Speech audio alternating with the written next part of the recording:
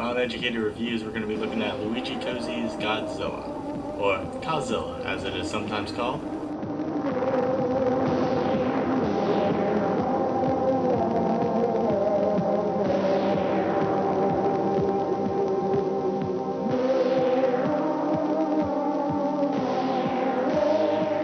Known as the colorized version of Godzilla, well, the King of the Monsters at it, this film oddly starts off with a bunch of newly added black and white footage.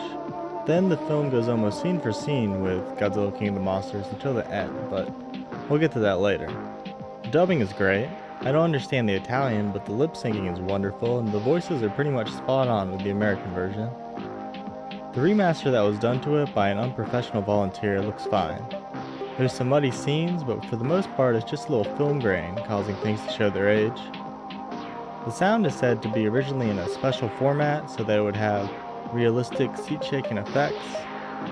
The man who remastered this version, Gino Richard Cuddy, converted the sound to stereo and it sounds great. They've kept a lot of the music intact, which is a plus to me because I love the original score, though the new tracks sound severely out of place due to their electronic nature. The colorizing is pretty primitive, with a lot of shots just looking like there's a screen of fog or just looking like it was shot in sepia instead of black and white. A good bulk of the movie actually still looks black and white. The red fire and blue oceans do look pretty cool though. I already touched on the unnecessary intro that was added, but there's also some weird explosions thrown in the middle of pretty calm parts of the movie. While this is probably an attempt to speed up the pace, the loudness of the scenes doesn't mesh well with the quiet conversations happening both before and afterwards. There's also some lightning shots that I don't think were there before that look like they should be in a production with a much lower budget. The scene where they are dropping bombs in the water is extended and goes on for far too long. The scene where Godzilla shows up at the party boat is edited a lot. The shots of scared civilians slow down, and then there are added shots of people and escape boats falling off the side, and then it ends in a giant explosion. This shocked me and was unexpected, but I liked it. Same could be said about this guy on fire. There's also some added train derailing scenes, which are okay, but the added normal train shots and spotlight shots add to the padding that is slowing down the film. A lot of the added explosions don't even make sense, like a car crashing and with Godzilla's breath, and other scenes that just causes fire. There's a lengthy, uninteresting bit where a squad of planes attacks Godzilla, and then after Godzilla retreats into the water, we are given new shots of bodies washing up and destruction aftermath set to the Prayer of Peace, which is actually pretty powerful.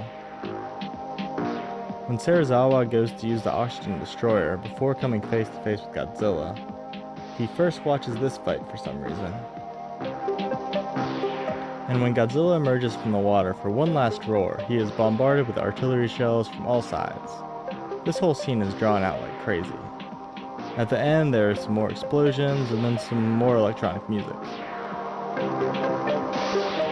Not limited to the Italian version, there are some pros and cons carried over from the American edit. Pros being that they actually had the new characters interact with the previously shot ones through stand-ins, something that movies became too lazy to do soon afterwards for some reason. Also, the pace is quickened by the narration of Steve Martin. The cons being that the characters of Serizawa and Ogata have been pushed to the background, and some of their characterization dropped. The only con I can think of brought over from the original film would be the lackluster puppet. I don't know why Toho continued to do puppet scenes for the early Godzilla films. That was Luigi Cozzi's Godzilla. It's well done. I'd still prefer a different version of the movie, but if you're just curious about the edit, or if Italian is your native tongue and there's no other Italian dubs, I'd say check it out. I mainly just watched it because it was such an oddity. It was presumed lost for, I guess, up until now. If you have any movies you would like me to review, leave a comment below, and thanks for watching.